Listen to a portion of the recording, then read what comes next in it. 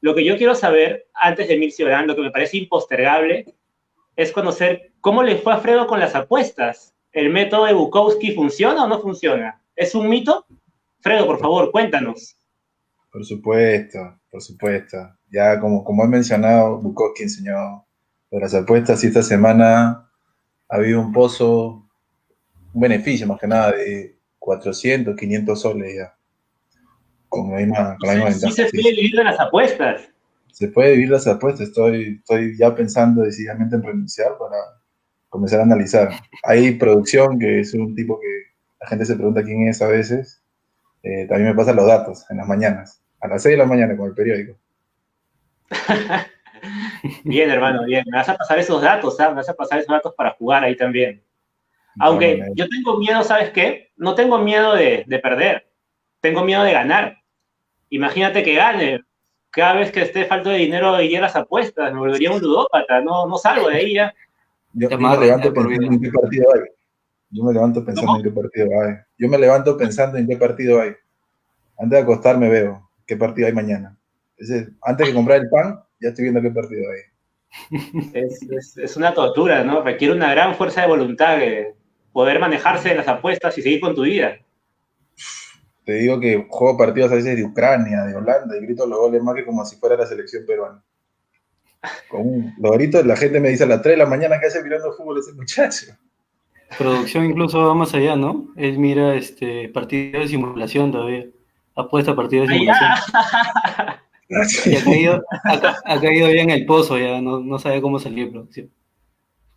no, pues, alcoholismo, más ludopatía, más Bueno, encierro. No, no sales de ahí ya, no sales. Por eso eres el yo me pomo. mantengo al margen. Está Bueno, muy bien, señor. yo le voy a ceder la moderación del debate a Catón, que es un letrado, un hombre de derecho, que conoce la ley al revés y al anverso. Así que, Catón, por favor, ¿quién fue Emil Cioran?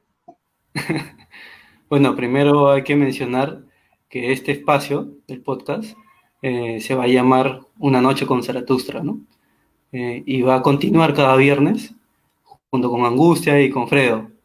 Un espacio en como ya mencionó Angustia, compartiremos nuestras impresiones, comentarios sobre temas relacionados varios a la literatura y las películas. Para el programa de hoy hemos decidido conversar sobre Émile Cioran. Quiero decir que su lectura me ha dejado completamente abatido, me ha dejado en un estado comatoso prácticamente, ¿eh? Ha sido un camino minado toda esta semana. Y para remate todavía hemos convenido en cerrar con una película que ya me dejó postrado totalmente en mi cama. ¿Eh? No sé cómo estoy acá ahora mismo, la verdad. Debería haberme refugiado en los brazos de mi madre, ¿no? Pero no, insistimos. Creo que tenemos un gusto por hacernos daño. Bueno, Estado Emile Cioran comatoso. era, como ya sabemos, Emile Cioran, este romano, pues, ¿no? Que en junio se cumplieron 50 años de su muerte. Yo diría que es un escritor fatalista, ¿no? Tremendista, un escéptico por excelencia, ¿no? Un injuriador del hombre, de la vida y su relación con el mundo. Si Bryce Echenique decía que es un pesimista que quiere que las cosas salgan bien, creo que Cioran diría que es un pesimista que quiere que las cosas salgan mal. Si Camus decía que el verdadero problema en la filosofía era el suicidio, Cioran iría más allá. Diría que el problema no es el suicidio, sino el problema es haber nacido. Es un rumano que se dedicó a recorrer París en bicicleta, tenía París en las piernas, pero cuya obra tardó en ser reconocida, digamos porque era un personaje bastante aislado, que le gustaba mucho de su privacidad. Eh, Rechazó múltiples premios, entre ellos hasta económicos, pues, ¿no? Porque estaba en contra de todo este sujeto, en contra de sí mismo en ocasiones, pues, ¿no? Eh, pero, como sabemos, su pluma, a pesar de que es un escéptico y pesimista por excelencia, está inyectado de humor, de exaltación. Es un contraste bien definido en Cioran, pues, ¿no? Yo lo he leído en esta semana de madrugada y creo que he acabado totalmente mal. Cuando lo lees da ganas de acompañarlo en la mano y arrojarte al abismo, pues, ¿no? Creo que yo lo recomiendo leer de noche, sobre todo de noche, de madrugada. Pero empecemos con Angustia, pues, ¿no? El eterno estudiante, igual que Cioran.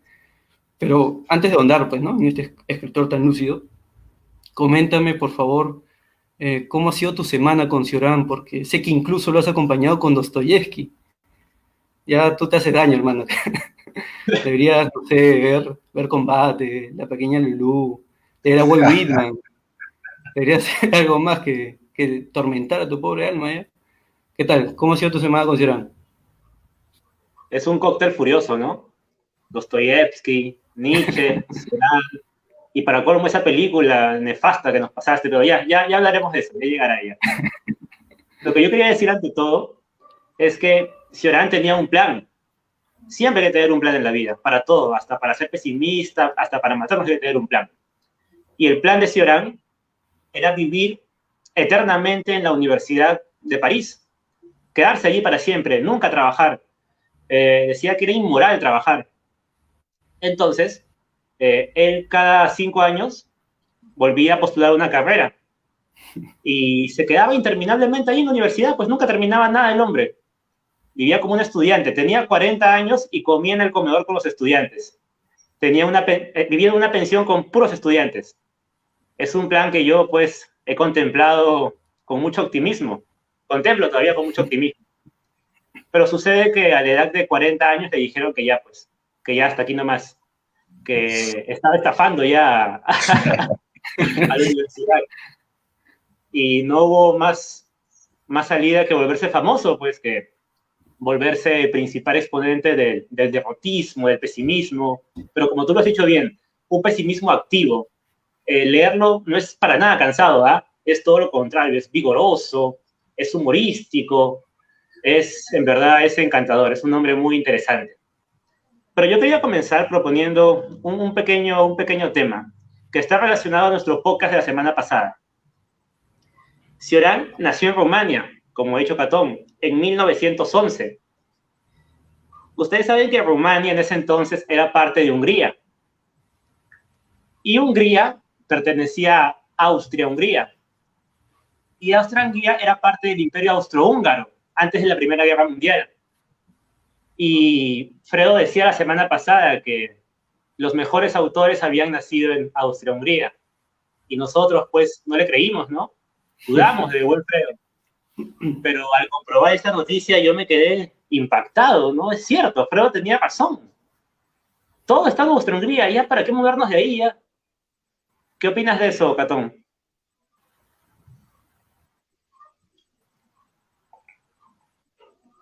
¿Qué les parece eso?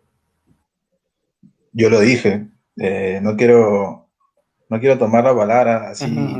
Déjame rebatir lo que acaba de decir. Efectivamente, ¿no? Lo que tú mencionas está... Eso lo menciona Cioran, pues, ¿no? En conversaciones. Claro. Pero yo digo, si este personaje que nació en Rumania, que pertenece a Austria-Hungría, te menciona que ha releído, ¿no? Demasiadas veces, unas 5 o 6, a Dostoyevsky y a todos los rusos, que un austrohúngaro todavía eso entonces nos lleva a que la salida está en los rusos, quizá. No sé qué opinas tú.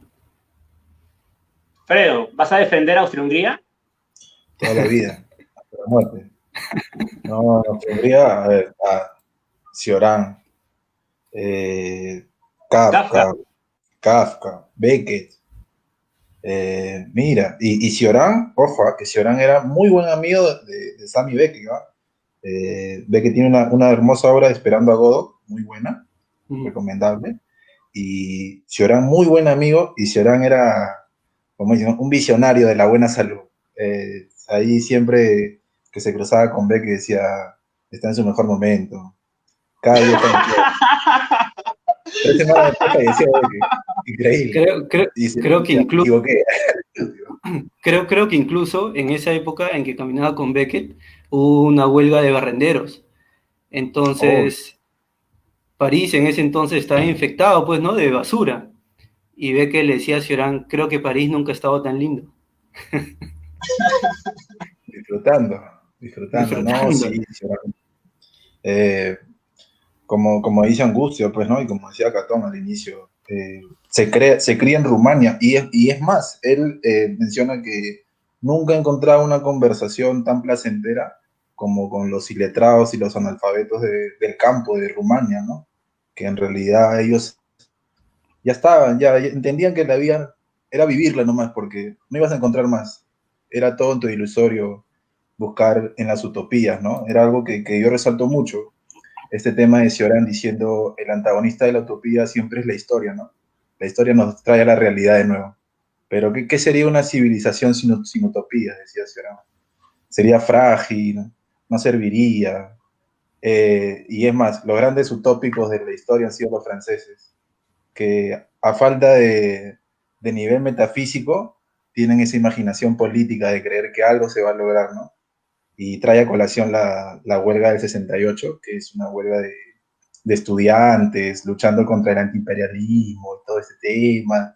Y en realidad Cioran siempre lo ha tenido claro en primer lugar, y es el maestro del desapego, el maestro del insomnio y del desapego. No, pero, No hay mejor momento que no dormir, dice. pero vayamos por partes, ¿ah? Cioran se Claro, cría no hay pues que ahí, adentrarnos todavía. claro, se cría en los Balcanes, ahí en esa zona montañosa, llena de lagos, llena de brumas, una zona casi mística, ¿no? Con mucha influencia celta, nórdica. Y pues ahí conoce a los tipos humanos más descabellados. Él cuenta que una noche salió a conversar con un amigo que todavía se postulaba para ser padre, para ser cura, y era el hombre más pesimista del mundo. Dice que él no era nada, que para él todos los días eran rosas comparados con su amigo. Y ese día, junto con su amigo, destruyeron todo el mundo, dice. Dice que ese día se dio cuenta que no había nada más. Todo quedó destruido. Él estaba enamorado de una chica y la adoraba, pues era una chica preciosa. Pero este amigo vio a la chica y le dijo, no, no te cases, no te declares, no vale la pena, no es perfecta. Y dirán, pero ¿cómo que no es perfecta? Si esa mujer es hermosa. Mira, fíjate bien. Y le encontró un grano en el cuello, en la parte de atrás. Pero un grano es insignificante, pues no influye en nada su belleza. Pero fue el desprecio con que lo dijo, el pesimismo, que Cioran ya no pudo verla igual ya. No pudo verla igual y decidió que ya no tenía sentido, pues. Y se fue a París. Y es que es ese contraste, ¿no? Como dice Fredo, la ciudad te pone límites. Tienes que estudiar, tienes que trabajar, tienes que tener hijos, hay una historia política, hay una historia de tu país. Es como que te civiliza, ¿no? En cambio, en el campo, pues todo es inmensidad. Vives ahí como hace 2000 años. En las montañas todavía es terrible y producen los tipos humanos más radicales, ¿no? Y ese era Cioran. Creo que parte de su pesimismo comienza allí, comienza en esas montañas oscuras donde él nace. Pero cedo la palabra a Claro, Fredo. ¿Qué tienes que decir? Sí, sí, sí, estoy completamente de acuerdo. Es más, Cioran relata que al inicio él tenía mucho tiempo libre, en realidad no era un lector empedernido al inicio y tenía mucho tiempo libre, y lo que hacía era competir con los borrachos del pueblo, ¿no? Y casi siempre les ganaba y compartía cerveza con ellos y todo, o sea, como todo, ¿no? Siempre se encuentra la verdad en lo pragmático, y después vas investigando por ahí. Cioran detestaba, por ejemplo, a la gente que decía, bueno, voy a mantenerme impertérrito ante las situaciones y nada más, porque Cioran decía, ¿no? Como que, a ver, yo puedo estar, y en esto criticaba mucho a Séneca, diciendo, yo puedo estar muy lejos de todo lo que a mí me afecte, todas las externalidades, pero ¿quién me defiende de mí mismo? Cioran era un tipo que no aguantaba más ya en ese aspecto, ¿no? El insomnio, el desapego, pero eso se genera por su niñez. Él menciona mucho, como ustedes mencionan, ¿no? Que los rumanos, sobre todo su familia, tenían en los ojos eh, una profundidad del alma que no se ve en otro lado. En Europa tú encuentras a gente que tiene pasión en los ojos por luchar socialmente o que quiere lograr la expansión territorial, pero los rumanos no. Los rumanos, a pesar de que estaban en el Imperio Austrohúngaro, ellos eran esclavos del Imperio Austrohúngaro. Es más, cuando su padre va a luchar en la primera, le dicen, no, lo deportan, porque no lo consideraban como un húngaro. Pero Cioran aún así habla muy bien de los húngaros y menciona que él se siente parte, que llevó todas las costumbres y toda la lengua, pero creo que eso nunca lo dejó, ¿no? Nunca lo abandonó. Ni cuando llegó ya a escribir, lo poco que escribió, porque no es que haya escrito mucho, y además muy apasionado, y esto es muy importante, muy apasionado de los teólogos, muy apasionado de la gente que escribía sobre la religión, muy apasionado.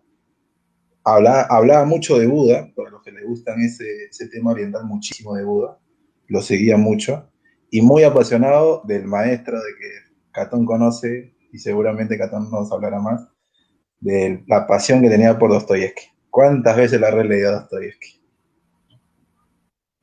Claro, hermano, como tú bien dices, Cioran señalaba que el hombre ha sido arrojado a la realidad a realizar una serie de actividades que carecen de contenido, pues, ¿no? Vacías, superfluas, cuando se debió haber quedado simplemente en la mera contemplatividad. Ahí es donde se debió haber quedado el hombre, nada más. Por eso que admiraba mucho a o bueno, se juntaba demasiado con los iletrados o los analfabetas, como él bien decía, pues, ¿no? De su pueblo. Cicerón era un hombre que prefería ver pasar las horas a intentar llenarlas, pues, ¿no? En una entrevista todavía dice, la mayor parte del tiempo no hago nada, soy el hombre más ocioso de París, creo que solo una puta sin clientes está menos activa que yo. Entonces ahí lo marca muy bien, pues, ¿no? Esta mera contemplatividad de las cosas, no ir más allá, ¿para qué? Se pregunta, pues, ¿no? Pero creo, si él se autodenominaba el hombre más ocioso de París, creo que no llegó a conocer al hombre más ocioso de Lima, pues, ¿no? Acá tenemos un sujeto sumamente indolente, que lo hace todo de su cama, ese sujeto, ¿no? Almuerza en su cama, lee en su Soy un seguidor cama, de Net, un seguidor de Oneti, soy yo. trabaja de manera remota de su cama, pues se queja de su cama todavía. Un Pero seguidor. ese es Cioran, pues, ¿no? Muy influenciado por el taoísmo. Decía que hay que imitar el agua, pues, ¿no? Porque no deberíamos hacer ni siquiera ningún esfuerzo y tomarnos la vida con calma, pues, ¿no? Y como tú bien dices, eso lo tiene bien marcado desde su infancia, pues, ¿no? Cioran además habla, este es otro tema, que es escribir, pues, ¿no? En que siempre en la mayoría de sus libros son aforismos, fragmentos, pues, ¿no? Porque dice que explicarse ya pierde su vitalidad, pues, ¿no? En cambio, en pequeños fragmentos que puedan causar una herida, pues, ¿no? Que tengan contenido y miga, creo que es cuando después, ¿no? En muchas ocasiones creo que también han criticado a Angustia por sacar pequeños fragmentos nomás, ¿no? Es un tipo que simplemente publica pequeños fragmentos, le decían algunos, ¿te acuerdas? Cuando subía estos textos en WhatsApp o Facebook. ¿Tú qué me puedes decir sobre los fragmentos? ¿Es mejor los fragmentos, los aforismos o el texto largo explicativo? Un fiel seguidor de Cioran, ¿no? Desde tiempos inmemoriales. Mira, voy a coger la primera parte de tu respuesta y te voy a decir que es cierto, Cioran decía que la humanidad ha tomado un mal camino, que la humanidad ha errado el camino, se ha equivocado completamente. Y la mayor prueba de ello es ver esta congestión de personas en los paraderos, en las calles, en las universidades, en los trabajos. Es insoportable, dice. Lo hemos colonizado todo, ya no hay diversidad, no hay animales, no hay plantas. Y nosotros lo pasamos, lo vivimos a diario, ¿no? Y él lo decía de París, ¿ah? ¿Cómo se ve que no conoció el Perú? ¿No? Si hubiera conocido el Perú, ¿ya qué hacía Cioran? Se mataba. ¿Tú crees que se hubiera matado Cioran? No, Cioran, para los que le gustaría leer, él siempre habla de la muerte y del suicidio, ¿no? Y este tema de que el suicidio no podría acabar con la muerte, pero al último de sus escritos ya comienza a criticar el nacimiento, imagínate. El Ya problema se es va a haber otro nacido. extremo, ¿no? El Ese es problema más no es llamar, extremo, que ya. nos hemos equivocado. El problema es haber nacido No, para comenzar. el problema es haber nacido. No sé por qué empieza por el final, dice. Ya, si Arán comienza desde ahí. Como cuando le dicen, ¿no? Usted ya no cree en nada, no cree en nada antes de 1920. Y dice, te equivocas, ¿no? Yo no creo nada desde Adán. Empieza desde ahí, Ciorán, para que veas que en los orígenes está el mal. Ciorán ya lo sabía, lo tenía claro. Lo que yo les Incluso quería preguntar es él eso menciona, de para Catón y para Angustia, ¿no? El tema este de releer, porque está muy sobrevalorado, creo yo, el de comprarse libro tras libro y tratar de comerse todo el conocimiento, ¿no? Pero creo que está muy infravalorado ese valor de releer los libros, porque un libro te agarra en cualquier momento y te agarra en cualquier circunstancia, y Cioran lo expresaba, ¿no? Lo más importante es releer los libros, no se puede jactar de ser un buen escritor aquel que no haya releído 4 o 5 veces un mismo libro, ¿no? Eso a mí me parece sumamente importante, no sé qué piensa Angustia o Catón. Catón, ¿cuántas veces me leyó Ciudadano Dostoyevsky?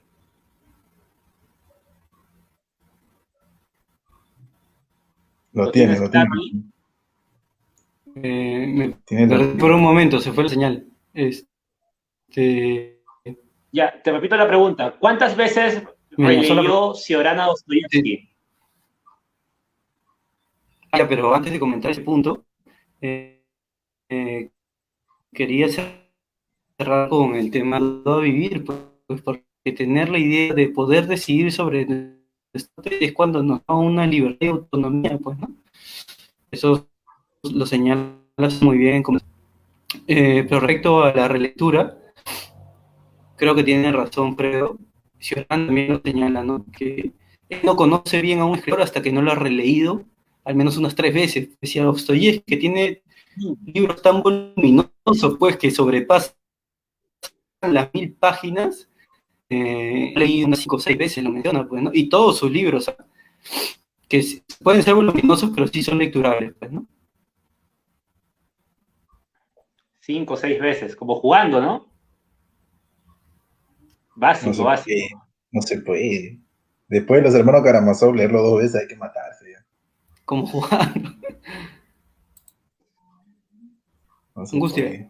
Muchas, Dime, dime. pero, pero tú que eres un devorador compulsivo de libros, ¿tú qué opinas sobre Libros, libros. la relectura? ¿Es necesaria? ¿Es necesaria? Interesante pregunta. Antes releía mucho. Antes releí todo Faulkner, ¿sabes? Todo Faulkner una vez, consideré obligatorio. Pero ahora ya no releo tanto, ¿sabes? Releo fragmentos. Porque hay novelas que pierden su impacto inicial con la primera leída, ya que ya sabes todo el desenvolvimiento del personaje, ¿no? Ya no tiene sorpresas. Sobre todo las novelas de misterio, las novelas que tienen datos escondidos, que tienen un final sorprendente. Creo que las novelas que se pueden releer son aquellas que tienen atmósfera, que tienen ese desarrollo del alma, ¿no? Esas emociones. Y precisamente ese es Dostoyevsky. Eh, Como tú me pasabas un fragmento el otro día de Dostoyevsky, donde estaba toda la filosofía de los superhéroes contenida ahí. Todo lo que decía Spider-Man de su fuerza característica, ¿no? Que un gran poder conlleva una gran responsabilidad. Así, tal como está eso, calcado está en Dostoyevsky. O sea, ahí está todo, hermano. Ya, no sé, desde Dostoyevsky, Cioran y... ¿Ya para qué más ya? ¿Qué más hay que leer, Fredo? ¿Qué otro austrohúngaro vamos a leer después de Cioran? Después de Cioran, bueno, ya le dije la semana pasada que Cioran habla del tema también, de la amistad. Habla Cioran del tema. A Sándor Márai. Un lujo, un lujo. Pero antes de pasar a otro tópico, quería mencionar eso, ¿no? Por ejemplo, una obra que yo releía, mira, voy a ser sincero, yo leí El extranjero de Camus, y después, muchos años después, leí La muerte feliz. Y dije, no, espérate, acá me estoy perdiendo algo. Y volví a leer La muerte feliz y releí El extranjero. Y ahí encontré el sentido completo a la obra de Camus, porque, o sea, el personaje de aquí a acá pasa totalmente distinto y se comienza a entender el porqué, ¿no? de cómo termina en el extranjero y de por qué llega así la persona. Entonces, a veces cuando uno relee, vuelve a encontrar otro significado, ¿no? A darle otra interpretación. Y eso es claro lo que habla Cioran. Es muy importante releer. Y bueno, yo siempre lo digo y lo converso con ustedes, releer a Dostoyevsky, no. Ahí creo que Cioran se le fue de las manos las cosas. O sea, releer a Dostoyevsky, con razón el tipo terminó en una habitación alquilándola poco, ya no se puede leer a Dostoyevsky, imposible. No Mira, sé. yo te voy a terminar de completar la biografía de Cioran. Sí, pues, Porque un ¿no? dato no tengo. Releyendo a Dostoyevsky, pues, ¿no? Bueno, pero para no extendernos, porque también tenemos que hablar de otro tópico, o tienen algo más que decir de Cioran, Sí, Angustia. sí, yo tengo algo que decir, Catón. A ver, Quiero menciona. terminar de contar su biografía. ¿Sabes qué es lo curioso? Lo más curioso de todo, que su padre era sacerdote. Qué locura, ¿no? Su padre era sacerdote, pero su madre era atea. O sea, ¿dónde estamos, pues, ya con esos genes? ¿Dónde vamos a acabar? Pues esto huele a No, tragedia desde el nacimiento. Y te completo una de esa. Termina mira, y te déjame completo terminar. una. Dice que un día su madre lo encontró y lo encontró mal, pues perdido en las montañas, meditabundo, decaído, apagado, lo encontró terrible. Y le dijo, pues, que si ella hubiera sabido que él iba a sufrir tanto, lo habría abortado. En una, así, lo habría abortado. Y añadió, para mí, lo único que existe es Bach, el músico. O sea, ni su familia ni su hijo tenían mayor peso en su vida. Bach para la madre. Ya, pues eso huele a tragedia griega, ¿no? Pero a verdadera tragedia, esa historia de vida. Exacto, exacto, ¿no? Y mira, te completo una con justo lo que tú comentas, ¿no? Cioran dormía en el mismo cuarto que sus padres, porque a pesar de que él no se queja de su niñez y dice que ha sido una de las mejores, no tenía grandes recursos, era un tipo de campo, ¿no? Él dormía en el mismo cuarto que sus padres y él generalmente se hacía el dormido, ¿no? Y en una de esas escucha que su padre le cuenta historias a su madre para hacerla dormir. Y su padre, siendo sacerdote, era un tipo muy abierto, decía Cioran, era un tipo muy abierto y escuchaba y leía de todo y le cuenta una historia sobre Dios y al final termina diciendo el sacerdote, considero a veces que Dios es nada. Y Cioran le dice, muy bien, padre, desde su cabeza, ¿no? Muy bien, padre, estás yendo por el camino correcto, le dice. A los 10 años, Cioran ya le hablaste a su padre que era sacerdote. No puede ser. Claro, pues No, ¿dónde está? como bien mencionan ustedes, Cioran era sumamente ateo, pues, ¿no? Desde pequeño ya. Incluso cuando su familia se juntaba a cenar y comenzaban a rezar, él simplemente se levantaba de la mesa y se retiraba. Pero Así de tremendo muy era Cioran. amante de los teólogos, ¿ah? Muy amante, ¿no? Muy amante de los teólogos y de todo aquel que haya estudiado las religiones, Claro, eso sí, eso sí. claro. Él concordaba en que creación y pecado nacieran al mismo tiempo, pues, ¿no? Pero Máximo bueno, respeto. para no extendernos, ¿no? Pero para no extendernos, porque el tiempo es limitado, ahora pasemos a otro tema, pues, ¿no? Como nos encanta castigarnos, no sé si habrá sido prudente en escoger esta película después de haber leído a Cioran. Hemos escogido conversar sobre la película Pi, Fe en el Caos, una película de Darren Aronofsky, eh, que es un trilógico, pues, ¿no? Y que ganó premio a mejor guión del Independent Spirits Award. Eh, ¿Y de qué va esta película? Es sobre un matemático, Max Cohen, que sufre fuertes migrañas. Migrañas tan fuertes que lo dejan en un estado febril y que cree que toda naturaleza puede ser representada por números, ¿no? Y si toda naturaleza puede ser representada por números, entonces detrás de esto hay un patrón.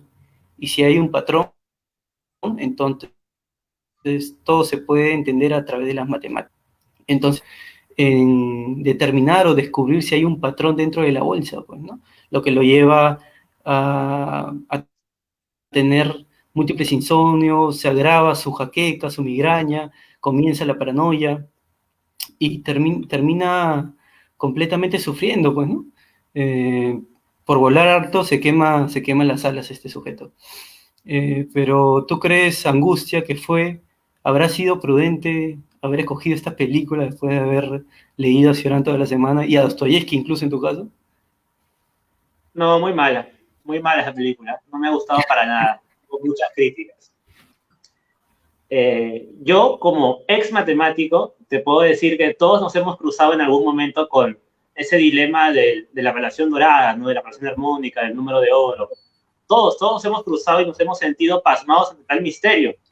Desde los cuadros de Da Vinci hasta las conchas de las caracolas, las olas, la proporción del cuerpo humano, todo cumple esta relación, ¿no? Esta relación del número de oro. Es realmente divino. Parece divino porque está en todos lados, se repite infinitamente. Pero no me gustó el tratamiento que le dieron, ¿sabes? Porque al final la película se inclina más por los sufrimientos del protagonista que por proponer un verdadero misticismo, ¿no? Una verdadera respuesta. ¿Cómo a partir de esta proporción áurea podemos llegar a iluminar el misterio, ¿no? A llegar a una respuesta, a llegar a algo, porque la película no llega a nada, simplemente te deja en la desesperación, te deja en el vacío, te deja pasmado ante esta relación que se repite, pero ¿por qué se repite? No proponen ninguna solución, ninguna teoría innovadora, nada. Y es lo que me pasó cuando tuve el dilema entre seguir estudiando matemáticas u optar por las letras. Yo tuve ese dilema. Dije, ok, si sigo por las matemáticas voy a seguir resolviendo más problemas, tal vez pueda resolver alguno que lleva años sin resolverse, ¿no? Podré demostrar alguna teoría. Y entonces abrí un libro. Y en el libro, pues, había mucho más, había muchísimo más que simples problemas. Ahora, yo entiendo que haya gente que pueda irse por las matemáticas, es igual valioso y es loable, pero a mí me llenaba más la filosofía, las letras, estos conceptos metafísicos, ¿no? Tratar de escudriñar en los ideales y en de qué está hecho el hombre, intelectualmente hablando. Y yo pensé que esta película iba a optar por el otro camino, iba a decirme, muy bien, Tony, muy bien, Angustia, muy bien, Angustia. Si hubieras seguido por el camino de los números, te hubieras encontrado con esto y con esto, y tal vez había un mundo ahí que yo no conocía. Pero la película en ningún momento se va por eso, se va por ese lado, simplemente se queda en la puerta. Te dice que hay un mundo más allá, sí, pero la máquina te arroja mágicamente los números. No te dice de dónde salen, por qué salen. Ya parecía una película, no sé, una película de magia gitana. Y esa parte no me convenció. Creo que hay muchos matemáticos que tienen mucho que decir, que tienen teorías innovadoras, que hubiera sido interesante ver en la película. Y eso es básicamente por lo que no me gustó. Ya, pero ahí déjame discrepar contigo un poco, porque yo no creo que el tema de la película o el argumento de la película haya sido la resolución del problema o que nos digan la causa, el origen y el porqué de esta terminología, de esta numerología, pues, ¿no? Sino el argumento era, creo yo, a mi parecer, explicarnos hasta qué punto puede llegar el ser humano por obsesionarse por algo, pues, ¿no? Como este sujeto lo hizo, hasta el punto de la locura, pues, ¿no? Séneca decía que de vez en cuando hay que darle también un respiro al alma, como decías tú en el podcast pasado, a veces necesitamos aire, pues, ¿no? Respiro, oxigenar las ideas, pero él estaba tan enfrascado, embuido en solucionar este problema tan intrincado y difícil, porque ya no quería simplemente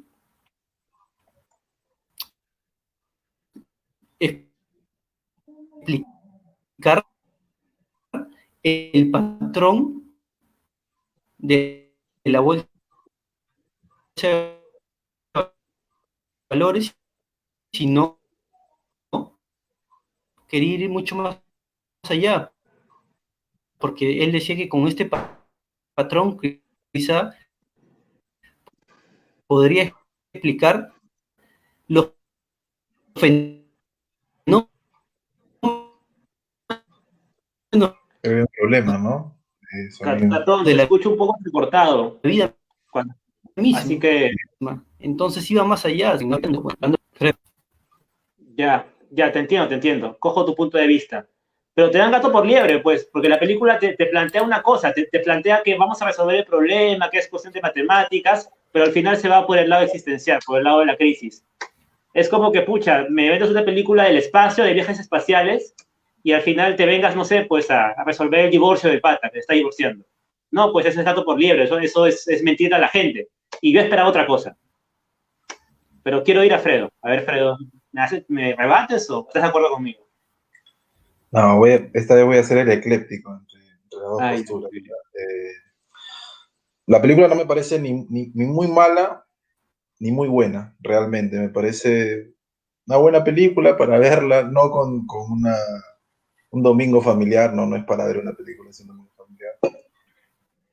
Creo que, a ver, como dice Angustia, ¿no? En ese aspecto de me llevas por un lado y termino saliendo de la nada por otro, me parece que faltó un hilo conductor en donde decirme en qué momento conectan las dos partes, ¿no? A mí no me gustó personalmente el tema de que empiece con la idea del mercado de valores y tratar de descubrir ese temita porque es un tema de modelos y todo, y de la nada lleguemos a el nombre de Dios y el escogido y todo el tema, ¿no? Sí me gusta el tema de cómo el tipo va desarrollando y desarrollando esa psicosis, por decirlo así, ¿no? De que la gente lo está siguiendo y de que tal vez pueda ser que sí lo estén siguiendo, que no lo estén siguiendo. Y el tema de cómo va conversando con alguien que también ha estado buscando lo mismo que él ha buscado, ¿no? Eso me gusta, eso me atrapa.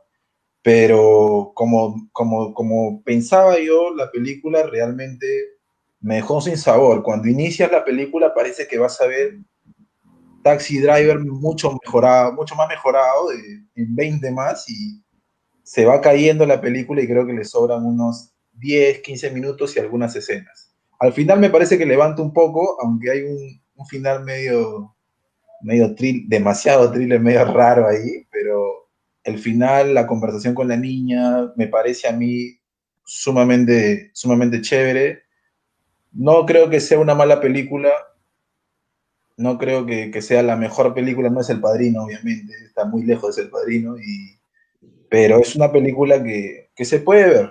Además es muy corta, dura 1 hora y media, así que es una película que para ver, ¿no? ¿Cómo va la película? Igual, como creo que lo he conversado alguna vez, me gustaría, o me hubiera gustado en realidad, de que se hubiera tocado más el tema de Dios, ¿no? O sea, el tema de los judíos, todo ese tema, que hubiera otra vez la película ido por ese eje, no tanto como al inicio, ¿no? Porque creo que estos actores de la empresa que le dan para que puedan descubrir todo el patrón del sistema del mercado de valores, parece que esas escenas sobran, me parece. Hay algunas que sobran, que muestran una violencia que no es, pero después la película me parece normal, ni buena ni mala, es una buena película, me gusta mucho el soundtrack, es muy bueno, y me gusta mucho el final.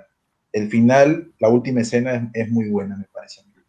Nada más, preciso. Sí, yo creo que depende de la lectura que tú tengas, pues, porque de manera anticipada te muestran una película en blanco y negro que bien pudo haber sido a color, pues, ¿no? Pero para crear o que tú puedas ver directamente que ya empieza con un problema el personaje principal, pues, ¿no? Además de que usan sonidos industriales a lo Eraserhead para identificar, pues, ¿no? El patrón de este personaje y cómo va cayendo en un bucle, pues, sin salida. Yo también coincido contigo en sobre todo el final, me parece espectacular, un final maldito, pero igual me deja una duda, pues, ¿no? Espectacular, cuidado, no hay que espectacular. Espectacular es el Al Pacino en El Padrino 3, ese es espectacular.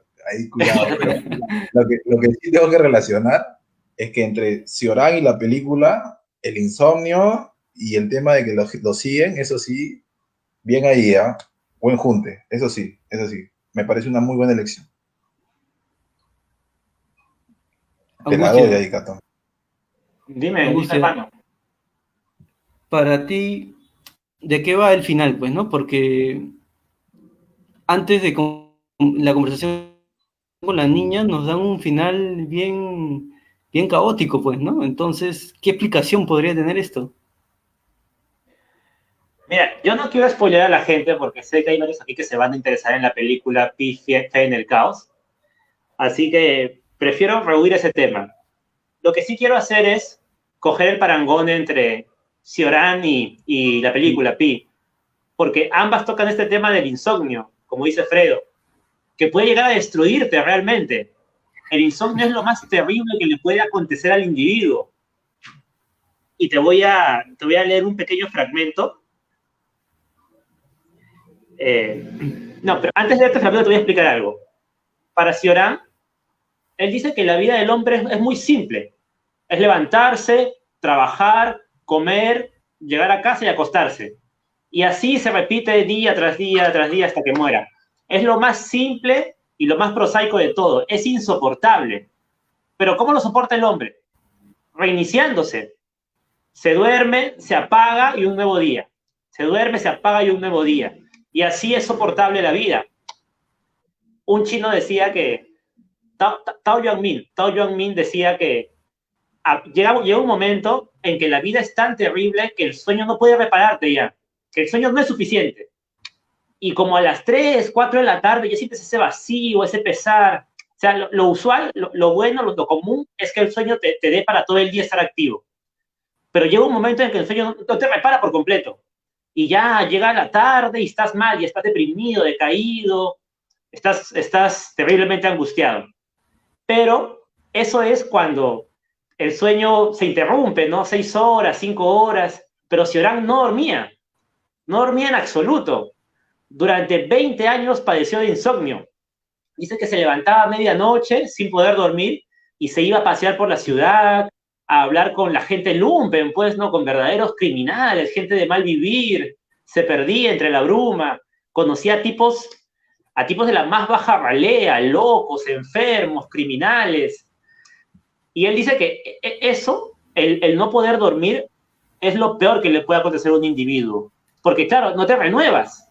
Es como que el tiempo se vuelve infinito, se vuelve pesado. Y últimamente en esta pandemia creo que todos hemos experimentado un insomnio similar, ¿no? Si no es de unas cuantas horas, puede ser de toda la noche. Yo lo he experimentado.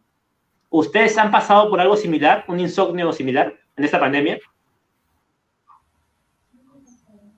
Sí, de todas maneras, sí. En mi caso, la lectura de madrugada, uno dice, bueno, una hojita más, y después dejas la lectura, te pones a pensar y vas de un pensamiento a otro, y de nada volteas y ves que está amaneciendo. Personalmente trabajo remoto, así que no me cuesta mucho, pero igual tenía un pasatiempo muy divertido al inicio, bueno, antes de la pandemia, cuando no estaba laburando, que era ver el tráfico en la mañana. Me encantaba, lo miraba de mi ventana. Me fascinaba ver el tráfico, o sea, me pasaba toda la noche despierto y me exigía no dormirme hasta las 6 7 de la mañana para ver el tráfico desde mi ventana, cómo los carros se estancaban. Porque ahí uno ve la desesperación del otro. Y dice, ¿cómo uno se puede desesperar por cosas tan fútiles como llegar temprano a tu trabajo? ¿Para qué? Para que mañana vuelvas a llegar temprano a tu trabajo y algún día te van a votar, te vas a ir de ese trabajo. Y uno se desespera como si les estuviera yendo la vida, como si fuera la cita al momento de cúspide de su historia en el mundo, ¿no? Eso me fascinaba, a mí me encantaba. Pero el Pues fue insomnio sí, Napoleón. de todas maneras, no, pero el insomnio sí, Cioran, y la película es muy buena porque Max Cohen sufría de insomnio, ¿no? Y los mejores momentos donde él estaba a punto de descubrir o de llegar era en el momento del insomnio. En el día no producía, se estancaba, iba, salía, se iba a un bar, esto, se sentaba en una banca, pero en las noches era el momento donde él más producía. Así que hay que medir eso. Eso debe tener un dato científico, porque en la noche se produce más. Ojo. Tipo Proust escribió de noche. En busca del tiempo perdido, todo fue de noche, tengan cuidado. Un dato científico eso. Incluso ahora que he estado leyendo a Cioran durante esta semana, lo he hecho de madrugada. Y para mí el silencio, la tranquilidad, la privacidad que te otorga la noche, la madrugada, creo que hace la lectura mucho más disfrutable, más agradable, ¿no? Más complaciente. Debe tener un efecto positivo también, ¿no? Hacer tus actividades de madrugada, porque también te puedes poner en la situación de Cioran, pues, ¿no? Y tumbarte en la cama y ver solo las horas pasar, lo cual he hecho, pues, ¿no? Pero te llega a llenar de cierto acompañamiento de madrugada, como tú bien dices, Fredo. Mira, Catón, déjame leerte un fragmento de Cioran sobre este tema, creo que es pertinente. Por eso, he despreciado siempre a la gente que puede dormir, cosa bastante absurda, porque yo solo tenía un deseo, dormir. Sin embargo, comprendí una cosa, las noches blancas son de una importancia capital. Es lo que tú dices, ¿no? Esa tranquilidad, esa paz de la noche, se prestan para la lectura, para la reflexión, para el diálogo con uno mismo. No lo puede haber dicho mejor Cioran, y estoy completamente de acuerdo con eso, ¿eh? No sé si acá cerramos ya con Cioran y la película o tienen algo que añadir, porque ya vamos más de una hora. Catón, me gustaría dedicarle un bloque a responder preguntas de la gente, ¿puede ser? Claro, claro. A ver, lanza esas preguntas. A ver si Fredo, tú o yo, alguno puede Ya. responderlas. Yo leo la pregunta y ustedes me responden. A ver, ustedes me dicen. Leonardo Pascual pregunta, ¿con qué obras sugieren empezar a leer a Cioran? Buena pregunta. En mi Yo diría caso, que conversaciones, ¿eh? conversaciones. Conversaciones, ¿no? Muy buena, muy buena. Eh, en mi caso, creo que es que, a ver, primero para definir rápido, Cioran es un tipo que escribe aforismos, o sea, no es muy complicado, y sus libros no son tan filosóficos, tiene uno que es de Pablo de filosofía, pero yo recomendaría que empiecen con El inconveniente de haber nacido, que a mí me parece un libro El espectacular, inconveniente de haber nacido. increíble, o sea, el título asusta, yo sé, pero yo Un dije, pequeño inconveniente, ¿no? Un pequeño inconveniente. exacto, porque Pequeño. si uno empieza con el tema de la desesperación, por ejemplo, ese sí es un palo más filosófico, y ahí sí, ya uno se ve en picada. El inconveniente de haber nacido como que te adentra, para mí. Esos títulos de sus libros son bien fatalistas, ¿no? El inconveniente de haber nacido, ese maldito yo, la tentación de existir. Pero Son libros ese era un nombre malditos, de ¿no? mundo, pues, ¿no? Creo que lo hacía también por un tema de publicidad, ¿eh? Me parece. Puede Me Sí, ser. lo parece. menciona. Se adelantó al siglo XXI, Yo ¿no? creo que yo creo que a la pregunta que hacen, recomendaría leer Conversaciones porque te puede dar una visión de quién era Cioran, pues, ¿no? Hay que empezar por conocer primero a Cioran antes de ahondar en su filosofía, pues, ¿no? Así que recomendaría ese, y quizá lo podemos colgar ahí en PDF, pues, ¿no? Para que lo lean. Claro, claro. Me parece una excelente idea y coincido contigo, ¿ah? Conversaciones. A ver, otra pregunta por aquí. Carla nos pregunta sobre la perfección en Cioran. Y esta quiero responderla yo, ¿ah? Porque Cioran no desdeña la perfección, pero dice que él no busca la perfección. Él no va detrás de la perfección porque ahí no hay nada. Claro, una vez que alcanzas la perfección, pues ya se acaba la historia, ¿no? ¿Para qué sigues viviendo? Él lo que admiraba era la grandilocuencia, los tipos grandilocuentes, los tipos asombrosos. Por eso era muy amigo de los grandes borrachos, los grandes bohemios, los tipos que tienen un lado monstruoso, ¿no? Un lado que se ha salido de control. Y mira, ¿sabes quiénes coinciden con eso? Por un lado están los criminales, los locos, los poetas, los bohemios, pero por otro lado están los santos. Todos los santos tienen una parte suya que se ha salido de control, una parte que ha crecido monstruosamente. Mira, es una Santa Rosa de Lima, que se colgaba de los cabellos y dormía así. O sea, son cosas monstruosas ya. Así que, Carla, no creo que la cosa vaya por la perfección para Cioran. Creo que lo que hay que buscar es la grandilocuencia, los hechos exagerados, monstruosos, salir, pues, ¿no? De este ropaje absurdo, de esta civilización que como dice Fredo, no tiene ningún sentido, pues no ir a trabajar para seguir yendo a trabajar, para ir a trabajar, para ir a trabajar. Creo que de vez en cuando uno busca romper con ese molde y tener una verdadera aventura. Creo que sí. ¿Hay algo más que agregar, Catón?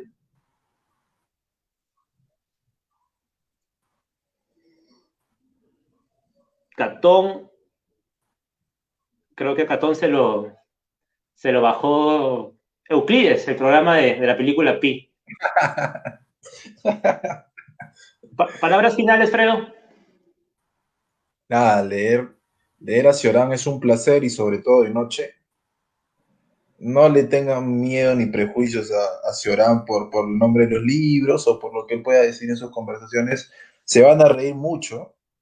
Eso es lo mejor de todo con Cioran. Te ríes mucho. La verdad que el tipo es muy gracioso, muy irónico y sobre todo no tienes que ser tan políticamente correcto para leer a Cioran. Cioran dice lo que piensa y lo que siente. Y sobre la película, véanla porque podemos estar a favor o en contra, pero la película es un minuto, una hora y media, perdón, y de verdad que si te gusta el tema del misticismo y el tema de los números, la vas a pasar bien. Me parece que sería recomendable verla y empezar con Cioran, que sus libros son chiquititos, 200 hojas, 180 hojas, muy bueno para leer. Catón, ¿ya te liberó Euclides? ¿Se me escucha? Sí, sí, sí, te escucho. No, yo quería acotar algo lo que tú decías sobre la perfección, que últimamente yo estaba releyendo pues, a Oscar Wilde y en la importancia de llamarse Ernesto, hay, hay una parte que me gusta mucho que habla también sobre la perfección,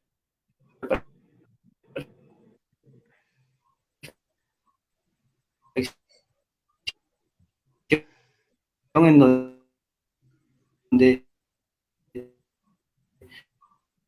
Me lo diré la otra semana, Catao, me una parece. dama de alto copete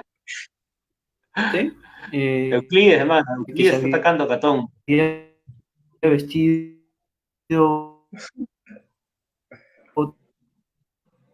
tan bien para su